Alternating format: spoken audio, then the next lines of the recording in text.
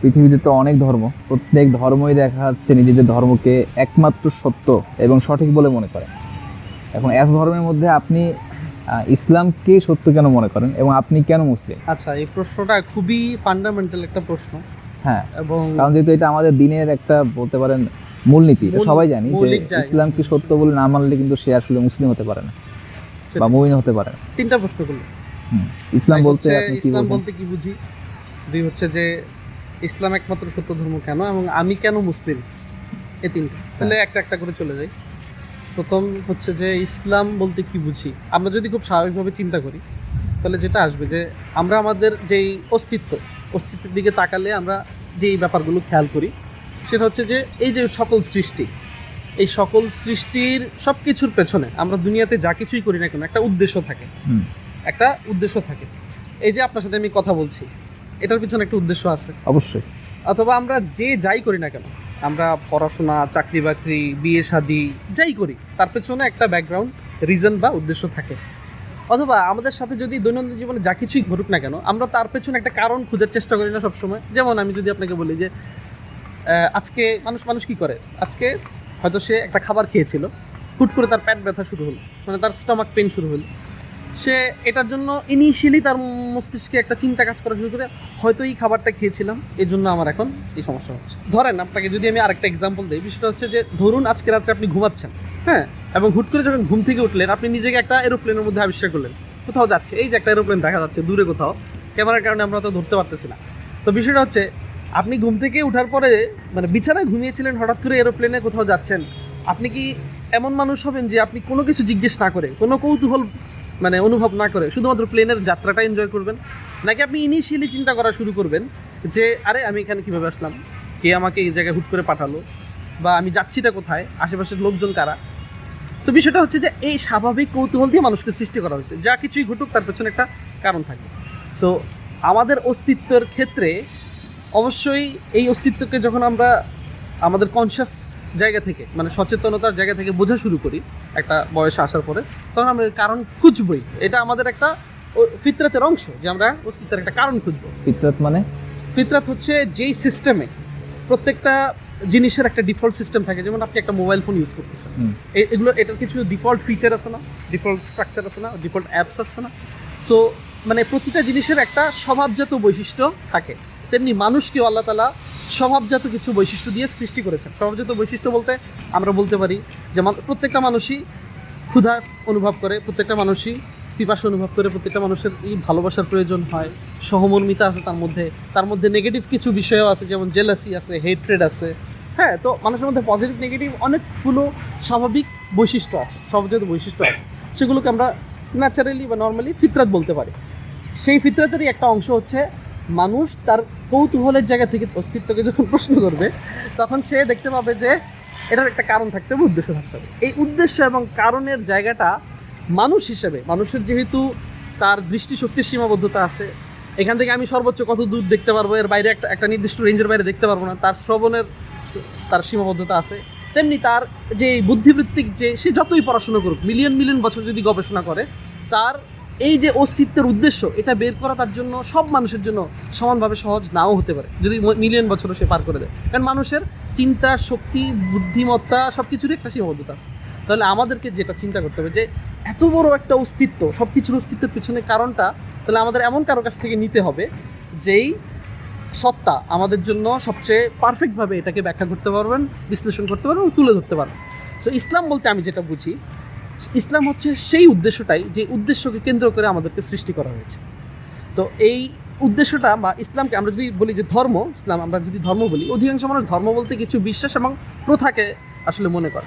But আমরা ইসলামের জায়গা থেকে বিশ্বাস করি বা মনে করি যে ইসলাম হচ্ছে জীবনের কার্যকারণের সঠিক বিশ্বাস এবং জীবনকে পরিচালনা করার জন্য যে সকল নীতিমালা প্রয়োজন, মানে নিজেকে সঠিকভাবে একটা মানে ব্যক্তিগত পর্যায় থেকে, পারিবারিক পর্যায় থেকে, সামাজিক পর্যায় থেকে, এমনকি রাষ্ট্রীয় পর্যায় থেকে সবচেয়ে ভালোভাবে কল্যাণকর উপায়ে জীবন পরিচালনা করার জন্য যে নীতিমালা প্রয়োজন, সেই নীতিমালা এবং ওই যে বিশ্বাস, মৌলিক বিশ্বাস, সেগুলোর সমন্বিত রূপই হচ্ছে ইসলাম। আচ্ছা, এবং আমরা যদি পারিভাষিকভাবে যাই, সেই আলোচনা আমরা যাব না। সেটা হচ্ছে যে আত্মসমর্পণ করা, মানে আপনি রেকগনাইজ করছেন যে আপনাকে একজন সৃষ্টি করেছেন, তার কাছেই আপনি আত্মসমর্পণ করবেন। কারণ আপনার সীমাবদ্ধতা থাকতে পারে, আপনার অনেক রকমের বায়াসনেস থাকতে পারে, কিন্তু সেই স্রষ্টা কোনো কিছু দ্বারা সীমাবদ্ধ নয়। যখনই আমরা এই জায়গা থেকে ব্যাপারটাকে অনুভব করবো এবং তার কাছে নিজেদেরকে সঁপে দেবো, আত্মসমর্পণ করবো এবং তার দেওয়া সব কিছুকে এক্স্যাক্টলি অ্যাজ ইট ইজ মেনে নেব, তখনই সেটাকে আমরা ইসলাম বলতে পারি। এটা হচ্ছে প্রথম প্রশ্ন। আচ্ছা, এবার আসি আমরা দ্বিতীয় প্রশ্নে, যে ইসলামই একমাত্র সত্য ধর্ম কেন, তাই না? প্রত্যেক ধর্ম দাবি করে থাকে যে তারা আসলে একমাত্র শুধু ধর্ম, সিঙ্গেল। সেটাই। আচ্ছা, এখন বিষয়টা হচ্ছে যে ইসলাম হচ্ছে এমন একটা ধর্ম বললেই ভুল হবে, একমাত্র ধর্ম যা কিনা দাবি করে যে সে একমাত্রই ধর্ম, যা কিনা আল্লাহ তাআলা বিভিন্ন নবীদের মাধ্যমে, বিভিন্ন রাসূলদের মাধ্যমে, বিভিন্ন প্রফেটদের মাধ্যমে বারবার প্রতিষ্ঠা করেছেন। সো আমরা যদি ঈসা আলাইহিস সালামের কথা বলি, আমরা যদি নূহ আলাইহিস সালামের কথা বলি, আমরা যদি ইব্রাহিম আলাইহিস সালামের কথা বলি, আমরা যদি মানে সুলাইমান আলাইহিস সালামের কথা বলি, এমনকি আমাদের নবী হযরত মুহাম্মদ সাল্লাল্লাহু আলাইহি ওয়াসাল্লামের কথা বলি, সকলের জন্য কিন্তু ধর্ম ভিন্ন ভিন্ন ছিল না।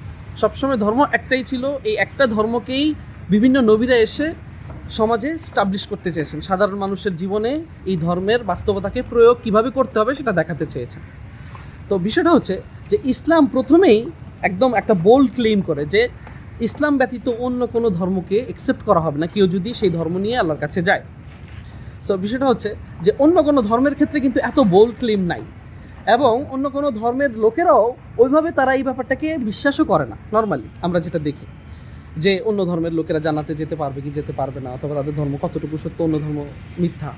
তো বিষয়টা হচ্ছে যে তাদের ধর্মগ্রন্থে এই সকল বিষয়ে কোনো স্পষ্ট কিছু নাই, বাকি এমনি ধর্মগ্রন্থে যারা অনুসারী তারা হয়তো নিজের ধর্মের প্রতি ভালোবাসা থেকে বা আবেগ থেকে তারা মনে করে যে আমাদের ধর্মে একমাত্র। কিন্তু আমরা মুসলিমরা আসলে ধর্মগ্রন্থের বেসড বলে যে আমাদের দ্বীনই হচ্ছে একমাত্র সত্য, এরকম কিছু। হ্যাঁ, বিষয়টা অনেকটা এরকম।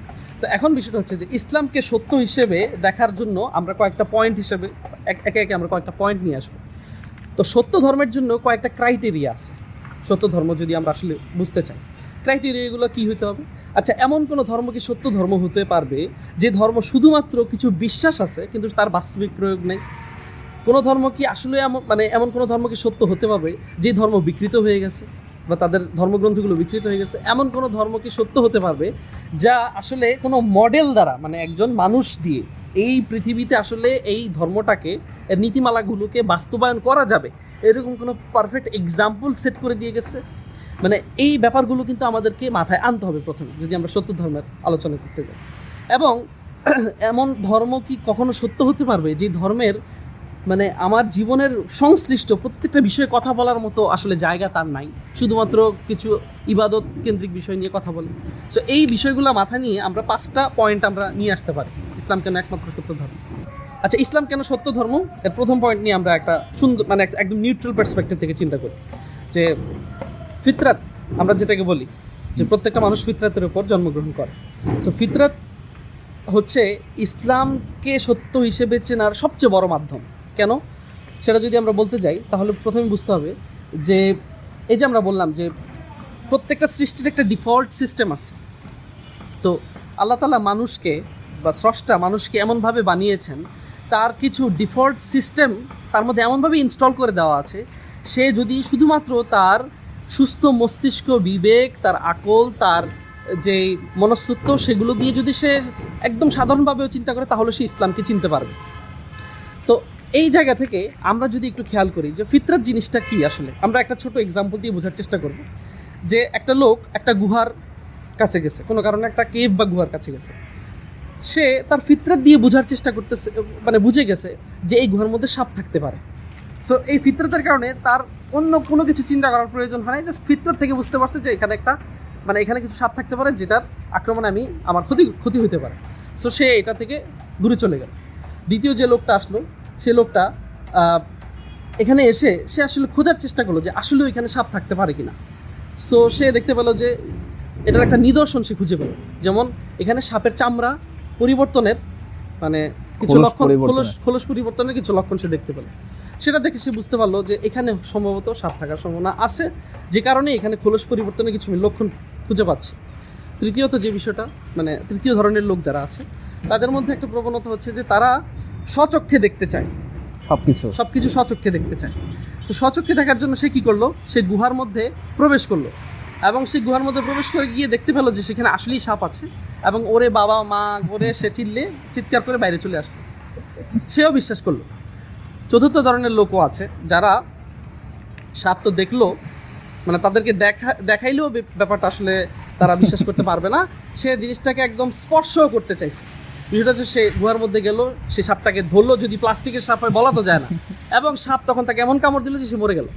তো বিষয়টা হচ্ছে যে আমরা এখান থেকে কয়েকটা ফিতরাতের কয়েকটা বৈশিষ্ট্য বুঝতে পারি যে যারা স্বচ্ছ ফিতরাতের অধিকারী, যেমন আবু বকর রাদিয়াল্লাহু তাআলা, আমরা তার কাছে যখন প্রথম খবর পৌঁছালো যে নবীজি সাল্লাল্লাহু আলাইহি সাল্লাম জান্নাত জাহান্নাম পরিদর্শন সহ সব বাইতুল মুকাদ্দাস থেকে মানে এইভাবে যাতায়াতের যত বর্ণনা আছে সব কিছুকে নির্দ্বিধায় একদম জায়গায় বিশ্বাস করে ফেললেন।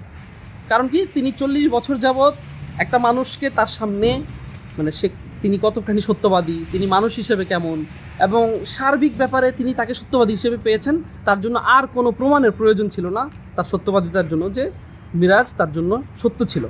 তো এটা হচ্ছে মানে এরকম লোকেরা যারা তারা ইসলাম মানে আনার সাথে সাথে মানে ইসলামকে তারা দেখার সাথে সাথেই কবুল করে নিয়েছে, এরকম যারা লোক ছিল। এরকম লোকদের মধ্যে হয়তো আমরা জানি সিরাতের মধ্যে কিছু লোক পাওয়া যায় হচ্ছে হানিফ, মানে যারা নবী সাল্লাল্লাহু আলাইহি ওয়াসাল্লামের আর ইসলাতে আসার আগেও কি মানে তাওহীদবাদী ছিল। আরেক ধরনের মানে আরেকজন লোকের কথা বলা যায় মানে লোকমান হাকিম, যার সম্পর্কে অনেক আলেম বলছেন যে তিনি আসলে নবীও না রাসূলও না, তবে তিনি হয়তো নবী রাসূলদের কোনো শিক্ষার দেখা পাইছেন। আদারওয়াইজ অনেকে বলেন যে আসলে তিনি তার ফিতরাতগতভাবে এতটা স্বচ্ছ ছিলেন যে তিনি আসলে ইসলামের মৌলিক মেসেজগুলো পেয়ে গেছেন। ঠিক আছে, কোনো আলেম এভাবে ব্যাখ্যা করছি, তো ওনার নামও হয়তো এখানে বলা হয়েছে। যাই হোক, এখানে আচ্ছা আমি এই 4টা পয়েন্ট শেষ করে তারপর আমরা আরো কয়েকজনের নামও নিতে পারি, অনেক নবীদের নাম এবং সমসাময়িক অনেকের নাম। তো বিষয়টা হচ্ছে যে আবু বকর রাদিয়াল্লাহু তাআলা আনহুর মতো, এমনকি আমরা যদি ইব্রাহিম আলাইহিস সালামের কথা বলি, যার সময়ে সকলে অগ্নি উপাসক, তারা আগুন পূজা করতেছে, তারা মূর্তি পূজা করতেছে, এমন একটা পরিবেশে থেকেও তিনি নিজ ফিতরাত মানে যে সিস্টেমের উপর আল্লাহ বানাইছেন যে তোমার একজন স্রষ্টা আছে যিনি সৃষ্টির মতো না, যিনি একক এবং পবিত্র এবং সব কিছুর ঊর্ধ্বে।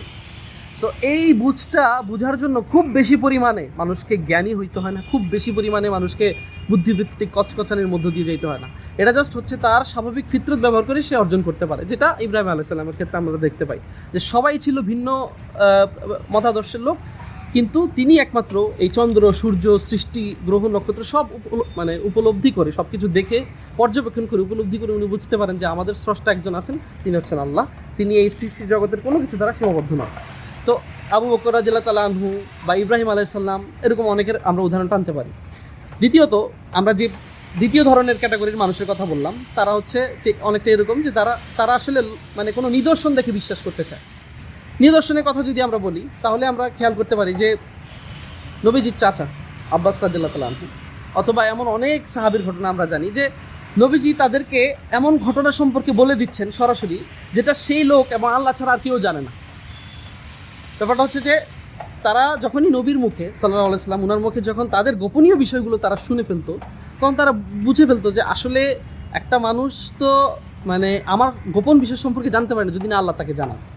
এছাড়াও আমরা যদি বলি যে চন্দ্র দ্বিখণ্ডিত করা, অথবা মুসা আলাইহিস সালামের সময় যদি আমরা দেখি যে জাদুকররা যখন দেখলো যে মুসা আলাইহিস সালামের লাঠিকে যখন সাপে পরিণত করে দেওয়া হলো, জাদুকররা বুঝে গেল যে আসলে এটা তো কোনো জাদুকরের দ্বারা সম্ভব না।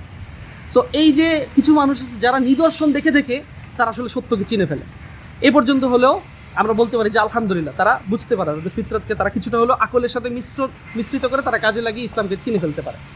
তৃতীয় ক্যাটাগরির লোকের যদি আমরা কথা বলি তাহলে আমাদের বলতে হয় আবু সুফিয়ান রাদিয়াল্লাহু তাআলা, যেমন 20 বছর ধরে কাফিরদের একদম লিডার হয়ে ইসলামের বিপক্ষে তিনি যুদ্ধ করলেন, মানে সব কিছুর মধ্য দিয়ে অভিজ্ঞতা অর্জন করলেন।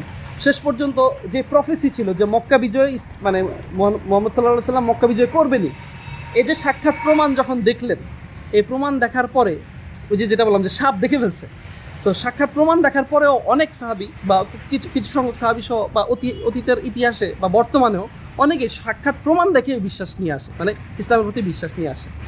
সো তাদের কাছে তখনও ইসলামটা সত্য হিসেবে প্রতিভাত হয়। সো এই পর্যন্ত হলেও ঠিক আছে যে সে তার ফিতরাতকে হয়তো বা ওইভাবে কাজে লাগায় নাই, তার বুদ্ধিকে কাজে লাগিয়েছে এবং সাক্ষাৎ কিছু প্রমাণকে সে ইসলামের সত্যতা হিসেবে মানে প্রমাণ হিসেবে গ্রহণ করতে পেরেছে। কিন্তু সবচেয়ে বড় আফসোসের বিষয় হচ্ছে চতুর্থ ক্যাটাগরির মানুষের জন্য, যারা চোখে দেখেও কখনো বিশ্বাস করবে না। এই জন্য আমরা কোরআনে পাই, কোরআনে যেভাবে বলা হয়েছে যে কিছু ধরনের লোক আছে যারা, তাদেরকে যদি আসমানের দরজা খুলে দেওয়া হয় এবং দিনভর তারা যাতায়াত করে, তাহলে তারা বলবে যে তাদের দৃষ্টি বিভ্রম ঘটানো হয়েছে, তাদের সাথে জাদু করা হয়েছে, এমন কিছু। মানে বিষয় হচ্ছে যে তারা যতই দেখুক, যতই তাদের সামনে আসুক, এমনকি স্বয়ং আল্লাহ তাআলা যদি তাদের সামনেও আসেন, কথার কথা বলছি, তবুও তারা ইলিউশন হিসেবে এটাকে উড়াই দিতেই পারে। ব্যাপারটা হচ্ছে অনেকটা এরকম। তো এই ধরনের লোকেরা কখনো বিশ্বাস করবে না, কারণ তারা ফিতরতকে নষ্ট করে ফেলেছে। তারা তাদের আকলকে, তারা আসলে এমনভাবে মানে বুদ্ধিবৃত্তিকভাবে নিজেদের আকলকে এমন একটা অবস্থানে নিয়ে গিয়েছে যে তারা যেই সিদ্ধান্ত অলরেডি নিয়ে নিয়েছে, সেই সিদ্ধান্ত ছাড়া তারা কখনোই অন্য কোনো কিছু বিশ্বাস করবে না।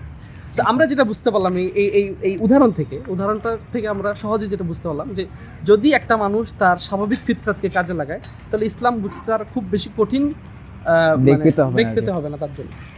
এবার আমরা দ্বিতীয় পয়েন্টটাতে আসি, ফিতরতের পরে দ্বিতীয় পয়েন্ট হচ্ছে কোরআনের কথা যদি আমরা বলি, যে একটা ধর্মকে সত্য হতে হলে অবশ্যই তাকে কাল উত্তীর্ণ হতে হবে। একটা ধর্মকে যদি সঠিক হতে হয় তাহলে অবশ্যই তার যে মেসেজ, তার যে বাণী, আল্লাহ তাআলার যে বাণী, স্রষ্টার যে বাণী, সেটাকে অবিকৃত অবস্থায় থাকতে হবে।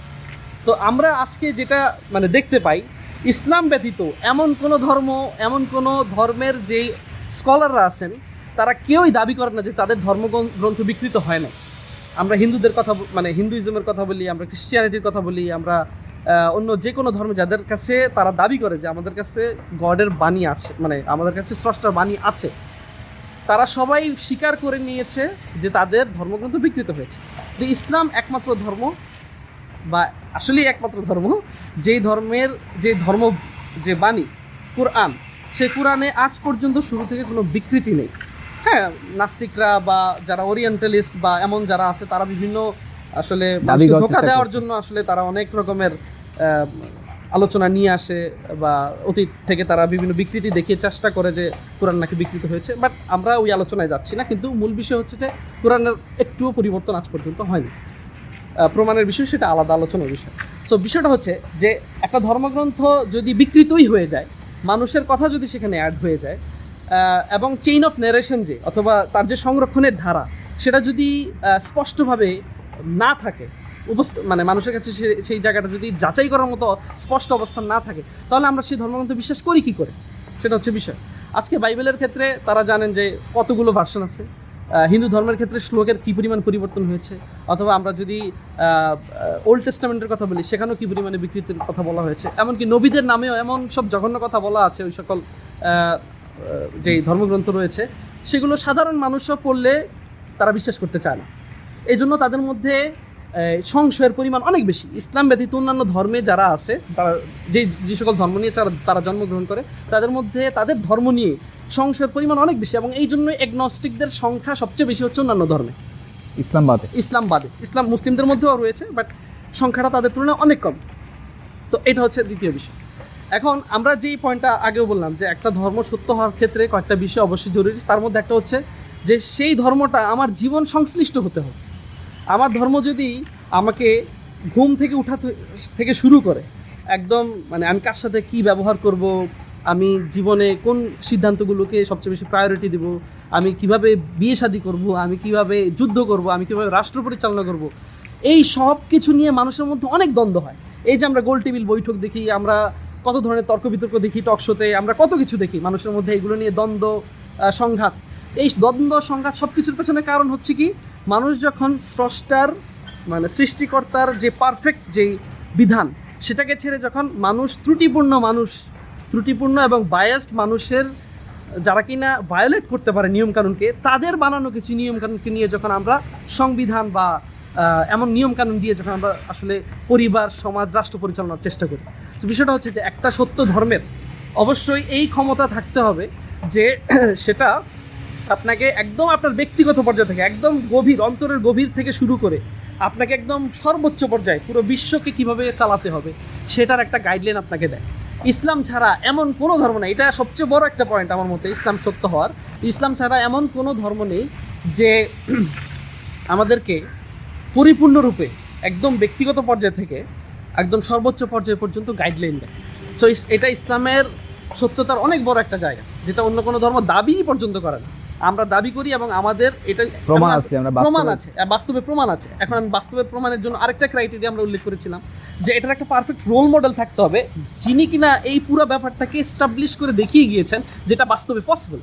তাহলে আমরা যদি ঈসা আলাইহিস সালামের জীবনের দিকে লক্ষ্য করি, যাকে খ্রিস্টানরা জিসাস ক্রাইস্ট মনে করে, অথবা অন্য কোনো নবীর আসলে জীবনের দিকে লক্ষ্য করি, যেহেতু ইসলামকে পারফেক্ট করা হয়েছে, আল্লাহ তাআলা বলেছেন আমাদের নবীর সময়ে এসে ইসলামকে স্বয়ংসম্পূর্ণরূপে আসলে দেওয়া হয়েছে।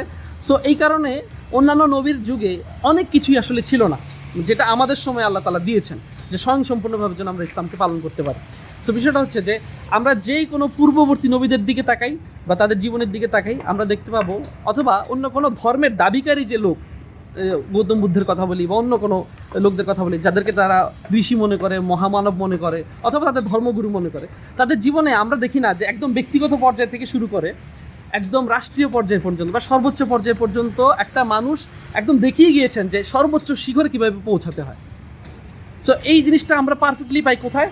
আমাদের নবী সাল্লাল্লাহু আলাইহি সাল্লামের জীবনীতে, যেটা কিনা অন্য কোনো ধর্মে এরকম একদম একদম বটম থেকে টপ পর্যন্ত এই এক্সাম্পল অন্য কোনো ধর্মের কোনো মহামানবের জীবনীতে নেই।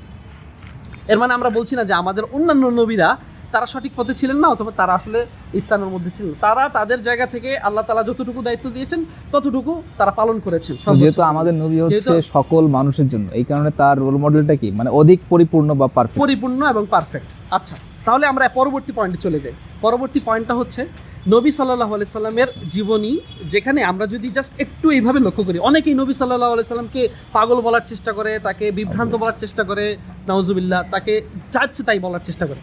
কিন্তু আপনি সহজ ভাষায় একটা মানুষের জীবনকে এইভাবে চিন্তা করুন। আমাদের স্বাভাবিক মানুষের জীবন কেমন, যে আমরা 30-40 বছর বয়সে এসে আমাদের বুদ্ধি, বিবেক, আমাদের যে অ্যাক্টিভিটি সব কিছু কমতে শুরু করে। সে জায়গায় একটা মানুষ, জাস্ট এইভাবে চিন্তা করেন, একটা মানুষ নিজেকে দিয়ে চিন্তা করেন, আমাদের প্রত্যেকটা মানুষ নিজেদেরকে দিয়ে চিন্তা করি, একটা মানুষ 40 বছর বয়সে এমন কি ম্যাজিক পেয়ে গেল যে তার প্রভাব, তার কাজকর্ম, তার প্রত্যেকটা বিষয়ের ধীরে ধীরে পরিপূর্ণতা লাভ করা শুরু করলো।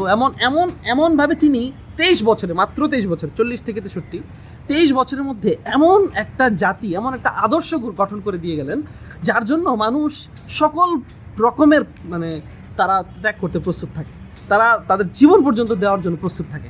সো একটা আদর্শ কি মানে শুধুমাত্র একটা ব্যক্তি পর্যায়ের বিভ্রান্ত লোকের পক্ষে এমন আদর্শ প্রতিষ্ঠা করা সম্ভব মাত্র 23 বছর বয়সে? ইতিহাসে কি এমন কোনো নজির আছে যে যিনি কিনা মাত্র এই অল্প সময়ের মধ্যে এমন একটা আদর্শ প্রতিষ্ঠা করে দিয়ে গেছেন, যার জন্য 1500 বছর পরে এসেও মানুষ মানে জীবন দেওয়ার জন্য প্রস্তুত থাকে তার সম্মানের জন্য এবং সেই আদর্শের জন্য, সেই আদর্শ বাস্তবায়নের জন্য?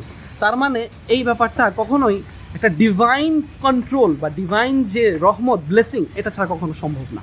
এটা অন্য কোনো ব্যক্তির পক্ষে দেখানো কোনোদিনও সম্ভব না। আপনি যে কোনো আলেকজান্ডারকে আনেন, আপনি অন্য যে কোনো ব্যক্তিকে আনেন যাদেরকে ইতিহাসে মহামানব হিসেবে দেখানো হয়, বা কোনো বিজ্ঞানীকে আনেন, দেখবেন যে তাদের একটা নির্দিষ্ট সেক্টরে তাদের অবদান রয়েছে, কিন্তু পুরা জাতিগতভাবে পুরা মানে বিশ্বের একটা মানচিত্র দিয়ে যাওয়া যে কীভাবে আসলে ব্যক্তি থেকে একদম সর্বোচ্চ পর্যায় পর্যন্ত জীবন পরিচালনা করতে হবে, সেটা আসলে আমরা মহানবী সাল্লাল্লাহু আলাইহি সাল্লামের জীবন ছাড়া আর কোথাও দেখতে পাই না। এবং সেটা 23 বছরে ডিভাইন কর্তৃত্ব ছাড়া এটা কখনো সম্ভব হওয়ার কোনো পসিবিলিটি নেই, মানে সম্ভব পসিবিলিটি এক জিনিস। আচ্ছা, সর্বশেষ আমার ব্যক্তিগত পছন্দের একটা বিষয় আসি, যে ইসলাম কেন সত্য, সেটা হচ্ছে মানুষের মনস্তত্ত্বকে, মানুষকে আল্লাহ তাআলা মানে মানুষের স্বভাবকে আল্লাহ তাআলা কুরআনে যেভাবে ব্যাখ্যা করেছেন। যেহেতু যিনি সৃষ্টি করেন কোনো কিছু, যদি আপনি একটা যন্ত্র বানান, আপনি জানবেন যে এটার খুঁটিনাটি কোথায় কী কী আছে, এটার আসলে সমস্যা কোথায়, এটার কী মানে কোন বিষয়গুলো কেমন। তো যেহেতু আল্লাহ তাআলা আমাদেরকে সৃষ্টি করছেন, এবং আমরা বলছি যে ইসলাম এবং কোরআন হচ্ছে একমাত্র সত্য ধর্মের যে বাণী, সো কোরআনে মানুষকে এমনভাবে দেখানো হয়েছে, মানুষের মনস্তত্ত্বকে, বিভিন্ন ক্যাটাগরির মানুষকে দেখানো হয়েছে যে মুমিনদের বৈশিষ্ট্য কী, কাফিরদের বৈশিষ্ট্য কী, মুনাফিকদের বৈশিষ্ট্য কী, বা মানুষের স্বাভাবিক যে বৈশিষ্ট্য, যে মানুষ তরাপ্রবণ, মানুষ তর্কপ্রিয়, মুনাফিকদের আসলে কি কি স্বভাব থাকে, মুমিনদের কি কি স্বভাব থাকে, দুনিয়ার প্রতি বেশি আগ্রহী, হ্যাঁ, আখিরাতকে মানে তারা আসলে গুরুত্ব দিতে চায় না। মানে আপনি প্রত্যেকটা মানুষের যত বৈশিষ্ট্য আছে কোরআনে জাস্ট নিয়ে আসেন এবং মানুষের সাথে ফিট করে দেন, দেখবেন যে একদম মানে পাই টু পাই মিলে যাবে। যে মানুষকে আল্লাহ তাআলা মানে যে ক্যাটাগরির মানুষকে আল্লাহ যেভাবে দিয়েছেন, যে কাফেররা কিরকম হয়, তারপর আল্লাহ মুনাফিকদেরকে 2 ক্যাটাগরির কথা বলেছেন, যাদের মধ্যে এক ক্যাটাগরি হচ্ছে কি মানে পুরোপুরি হচ্ছে যে তারা এক ধরনের কাফের, আর কিছু দল আছে যে যারা আসলে দোলাচলের মধ্যে থাকে, যে এদিকে না ওদিকে। সো এই যে মানুষের মধ্যে এই স্বভাবগুলো, অথবা সাধারণ মানুষ যেমন তর্ক করতে পছন্দ করে, মানে মেনে নিতে চায় না, অথবা মানুষ যে খালি তাড়াহুড়া করতে চায়, জান্নাত এখনই পেয়ে ফেলতে চায়, হ্যাঁ মানে দুনিয়ার পরীক্ষা না দিয়ে। তো মানুষের যত স্বভাব আছে, আপনি যাই বলেন, যত স্বভাব আছে, কোরআনে এই জিনিসগুলোকে এত এভিডেন্ট দেখানো হয়েছে, এত পরিষ্কারভাবে বলা হয়েছে, যেটা আসলে স্রষ্টা ছাড়া কারো পক্ষে বলা সম্ভব না। এবং অন্য কোনো মতাদর্শে, অন্য কোনো জ্ঞানী বিজ্ঞানীদের দ্বারা আমরা মানুষকে এত ক্লিয়ারলি আসলে ব্যাখ্যা করতে দেখি না। সো বিষয়টা হচ্ছে যে এই যে আমরা বললাম যে ফিতরাত, এই যে বললাম কোরআন, আমরা বললাম নবীর জীবন, আমরা বললাম হচ্ছে যে জীবন ঘনিষ্ঠতা কোনো একটা ধর্মের সাথে, এবং ফাইনালি আমরা যেটা বললাম যে মানুষকে বা মানুষের মনস্তত্ত্বকে কোরআন যেভাবে চিত্রায়িত করে, এর চেয়ে পারফেক্ট কোনো বর্ণনা হতে পারে না। এই সব কিছুর ভিত্তিতে আমরা বলতে পারি যে ইসলাম ব্যতীত অন্য কোনো সত্য ধর্মের জায়গাই নেই আসলে। অন্য কোনো ধর্ম সেই দাবি একদম তারা দাবি পর্যন্ত করে না যে আমরা এত এই সবগুলো জায়গা থেকে আমরা আসলে স্বয়ংসম্পূর্ণ, কিন্তু ইসলাম এই দাবিটা একদম শক্তভাবে করতে পারে, এবং এটা করবেই, কারণ এটা হচ্ছে আল্লাহর পক্ষ থেকে আসা। এখন যাদের পক্ষে আসলে মানা সম্ভব, তারা আসলে এই নিদর্শন বা এই ফিতরতকে ব্যবহার করে বা এই প্রমাণগুলোকে দেখে তারা গ্রহণ করবে। আর যারা আসলে না মানার নিয়ত করেছে, তারা হচ্ছে ওই সাপ দেখে কামড় খেয়ে মরে যাওয়ার মতো লোক। তাদেরকে আসলে আমরা যতই বুঝাই, তারা কখনোই আসলে অ্যাকসেপ্ট করবে না যে ইসলাম সত্য ধর্ম। আমরা তো বুঝতে পারলাম যে আপনি ইসলাম বলতে কী বোঝেন, আর হচ্ছে ইসলামকে আপনি সত্য কেন মনে করেন। এখন লাস্টের প্রশ্ন আসে, সেটা হচ্ছে আপনি তাহলে মুসলিম কেন? আপনি ব্যক্তিগত জীবনে মুসলিম কেন? এটা কেউ হয়তো বলতে পারে যে ইসলাম সত্য মানেই তো আমি মুসলিম, এত সহজে বলে দিলেই হয়ে যায়, কিন্তু ব্যাপারটা আসলে এতটা সহজ না। কারণ আমরা এমন অনেক মানুষ চিনি পৃথিবীতে যারা কিনা জানে যে ইসলাম সত্য, কিন্তু তারা মানে না, অথবা তারা ইসলামকে গ্রহণই করতে চায় না। আমি এমনও কিছু পার্সোনাল লাইফের লোক চিনি যারা বুঝতেছে যে ইসলাম সত্য, অন্য ধর্মেরও আছে, কিন্তু তারা ইসলামকে গ্রহণ করতে সাহস করে না, অথবা তারা চায় না যে তারা আসলে ইসলামের যেই নিয়মকানুনগুলো বা এর যে সত্যতা, সেটাকে তাদের জীবনে প্রতিফলন ঘটাক। মানে ইসলাম সত্য বলেই কেউ মুসলিম হয়ে যাবে এমন তো না, এটা তো আবশ্যক না। আর মানে বিষয়টা হচ্ছে বাস্তবতাটাই এমন যে ইসলাম সত্য মানেই যে মানুষ আসলে ইসলামকে মানে সে যে মুসলিম হয়ে যাবে ব্যাপারটা এমন না। কারণ সেটা হচ্ছে যেহেতু আল্লাহ তাআলা আমাদেরকে পরীক্ষার জন্য সৃষ্টি করেছেন, তো আল্লাহ তাআলা আমাদের সামনে সুযোগ রেখেছেন যে কেউ সত্যটাকে জানার চেষ্টা করবে, জানার পরে মানার চেষ্টা করবে, স্ট্রাগল করবে এর জন্য, অথবা সে সত্য না ইচ্ছা করেই না জানার চেষ্টা করবে, অথবা সে সত্য জেনেও সেটাকে এড়ায় যাওয়ার চেষ্টা করবে, জাস্ট বিকজ তারা এই পৃথিবীর জীবনটাকেই প্রাধান্য দিয়ে দিয়েছে। এবং এই কথা আমরা কোরআনে বারবার পাই, অসংখ্যবার পাই, যে তারা দুনিয়ার জীবনকে প্রাধান্য দেয়, দুনিয়ার জীবনকে তারা আসলে গুরুত্ব বেশি দেয়। সো বিষয়টা হচ্ছে যে জাস্ট বিকজ মানে আমি জানি যে ইসলাম সত্যের মানেই না যে আসলে প্রত্যেকটা মানুষ জানলেই শুধু ইসলাম কবুল করে ফেলবে, ইসলাম মেনে ফেলবে। এখন আমার জায়গা থেকে আমি যেটা মনে করি যে প্রথম তো অবশ্যই পয়েন্ট হচ্ছে যে ইসলাম সত্য, এটাকে যখন একটা মানুষ নিউট্রাল একটা রিসার্চের মধ্য দিয়ে যাওয়ার পরে, হ্যাঁ একটা মানুষ কগনিশন যে আমি ইসলাম যেটাকে সত্য বলে মানবো, আমি যা মানি ইসলাম সত্য বলেই তো মানি। আর প্রথম হচ্ছে কগনিটিভ লেভেল, যে সে সত্য বলে মানতেছে ইসলামকে। হ্যাঁ অবশ্যই প্রথমে তো আমাকে এই পর্যায়ে আসতে হবে যে ইসলাম যে সত্য, আমি এই জিনিসটা বুঝতে পেরেছি। তো বিষয়টা হচ্ছে যে যেই ধর্মেই জন্মগ্রহণ করুক না কেন, যেহেতু ফিতরাত মানে হচ্ছে যে আমাদেরকে সঠিক ধর্মের যে সিস্টেম সেটা দিয়ে তৈরি করা হয়েছে, কেউ যদি হিন্দু পরিবারেও জন্মগ্রহণ করে, মুসলিম পরিবারে জন্মগ্রহণ করে, বা খ্রিস্টান পরিবারে জন্মগ্রহণ করে, যেই পরিবারে জন্মগ্রহণ করুক, তাকে যেহেতু সিস্টেম দেওয়া হয়েছে সঠিক ধর্মকে চেনার, সে যদি জাস্ট হচ্ছে নিউট্রাল একটা জায়গা থেকে চেষ্টা করে যে আচ্ছা আমি সত্য ধর্ম জানতে চাই, হ্যাঁ আমার ধর্ম কি আদৌ সত্য, বা আমার ধর্মতে সমস্যা, বা আমি কি ভুল ধর্মের অনুসারীদের অন্ধভাবে ফলো করছি, সে যদি জানার চেষ্টা করে, ইনশাআল্লাহ সে যদি সিনসিয়ার থাকে, সে সত্য ধর্ম খুঁজে পাবে। এবং এই জন্যই আমরা দেখতে পাই যে একদম সাহাবাদের যুগ থেকে শুরু করে, তখন তো তাদের সমাজে যারা ছিল, আমরা যদি আবু জাহেলের কথা চিন্তা করি, আবু লাহাবের কথা চিন্তা করি, তাহলে এমন যত লোক ছিল তারা কিন্তু আসলে তারা ইসলামে ছিল না, কিন্তু ওমর রাদিয়াল্লাহু তাআলা আনহু বা যত সাহাবারা ইসলাম কবুল করেছেন, তারা তো অন্য ধর্ম থেকেই, মানে তাদের যে বিকৃত মানে তারা তো শিরক থেকেই আসলে মুসলিমে মানে ইসলামে তারা প্রবেশ করেছেন। তাহলে খুব স্বাভাবিকভাবে কেউ যদি সত্য ধর্ম অনুরাগী হয়, মানে সত্যের অনুরাগী হয়, সে অবশ্যই সত্য ধর্ম খুঁজে পাবে। এখন আমি কেন মুসলিম, এই প্রশ্নটার উত্তরে আমি আরেকটা পয়েন্ট অ্যাড করব। এক হচ্ছে সত্য জানার পরে অ্যাকসেপ্ট করার একটা মানসিকতা তৈরি করা, আরেকটা হচ্ছে আমাদের এই জীবনে ইসলাম ছাড়া কোনো উপায়ই নেই যে আমরা আসলে জীবনটাকে মানে সুকুনের সহিত অথবা শান্তির সহিত আসলে এটাকে পরিচালনা করতে পারবো। কারণ আমি যেটা বলবো এখানে কিছু টেকনিক্যাল বিষয় বোঝার আছে। যদি মানুষ সম্পর্কে আমরা একটা ভালো ধারণা মানে সেলফ অ্যাওয়ারনেস যদি আমাদের থাকে, একটা মানুষের স্বাভাবিকভাবে 3টে কম্পোনেন্ট আমরা চিন্তা করতে পারি। এক হচ্ছে তার শরীর, এক হচ্ছে তার ইন্টেলেক্ট বলতে পারি বা মন বলতে পারি, যেটাই আপনি বলেন, আমি বিস্তারিত বিভিন্ন আলোচনায় যাচ্ছি না। আরেকটা আপনি আত্মা বলতে পারেন। এখন তার শরীরের জন্য আমরা জানি যে প্রত্যেকটা মানুষের শরীরের জন্য খাবার প্রয়োজন, তার তৃষ্ণা লাগলে তার পানীয় প্রয়োজন। তো এখন যদি আপনি দুধ, কলা, ডিম, মাছ, মাংস এগুলো বাদ দিয়ে যদি তাকে কাঠকয়লা খাওয়ানো শুরু করেন, তাকে যদি মাটি খাওয়ানো শুরু করেন, মাটি ঠেসে ঠেসে তাকে খাওয়ান, তাহলে তো জিনিসটা কী হবে? তার বডি ফাংশন করবে না, সে একসময় মারা যাবে। সেম ওয়েতে আপনি যদি একটা মানুষের মানে তার যেই ইন্টেলেকচুয়াল নিড, জ্ঞান অর্জন, তাকে যদি জ্ঞান অর্জন করতে সুযোগ না দেন বা সে যদি নিজের ইচ্ছা থেকে জ্ঞান অর্জন করতে না চায়, একটা সময় সে বুদ্ধিভিত্তিকভাবে অসার হতে হতে, স্থবির হতে হতে সে আসলে অনেকটাই থেমে যাবে। তার বুদ্ধি প্রতিবন্ধী একটা অবস্থা তার তৈরি হবে। সো সে আসলে পৃথিবীতে ভালোভাবে বাঁচার জন্য আপনাকে অবশ্যই জ্ঞান বুদ্ধি অর্জন করতে হবে, আপনাকে জ্ঞান অর্জন করতে হবে, এছাড়া আপনি উন্নতি করতে পারবেন না, তাই না? তো বিষয়টা হচ্ছে যে যেমন শরীরের জন্য খাবার প্রয়োজন, যেমনি আপনার ইন্টেলেক্টের জন্য বা মনের বা মাইন্ডের জন্য আপনার যেমন জ্ঞান প্রয়োজন, তেমনি আপনার আত্মা, আপনি যদি রেকগনাইজ করেন যে আপনার আত্মাটাই হচ্ছে আপনার মূল কম্পোনেন্ট। কারণ আমাদের শরীর আছে, এই শরীর ছেড়ে যখন আত্মা চলে যায় তখন আমাদের এই বডির কোনো ফাংশন থাকে না।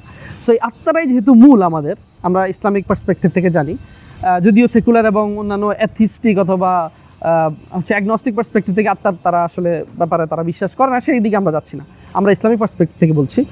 সো বিষয়টা হচ্ছে যে আত্মার তাহলে তো খাবার লাগবে, আত্মাকে তাহলে আপনাকে কিছু না কিছু দিতে হবে তাকে ফাংশন করার জন্য।